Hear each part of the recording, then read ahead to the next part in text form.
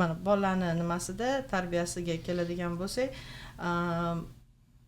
oson emasda, bu yerda ko'pchilik mana biz endi shu yo'lni tanladik, shu yerga keldik, lekin juda ham hozir mana ko'pchilik savollar kelyapti, qanaqa qilib bolalarim shu nimada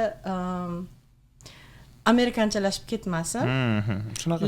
Lekin yana baribir bu yerdagi jamiyatdan ham qolib ketmasin. Amerika jamiyatidan ham qolib ketmasin. To есть o'rtadagi balansni ushlash kerak.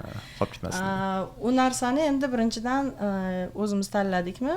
Bu og'ir yo'lni tanladik. Endi shu narsani qanaqadir yo'lini aniq qilish kerak. Shu temada endi bizda uyda kulturani ushlash uydan boshlandi. Bu hali jamiyat ochilishidan oldin.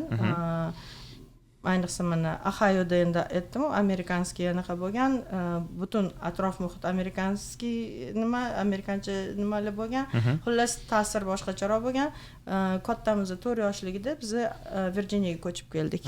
Shu kundan boshlab biz o'zbeklar bu yerda ko'p ekan. Ko'p deganda 7 ta oila bo'lganmiz. 4 tadan 7 taga. O'zbek oila ko'p, o'zbekcha gapirishni o'rganish kerak.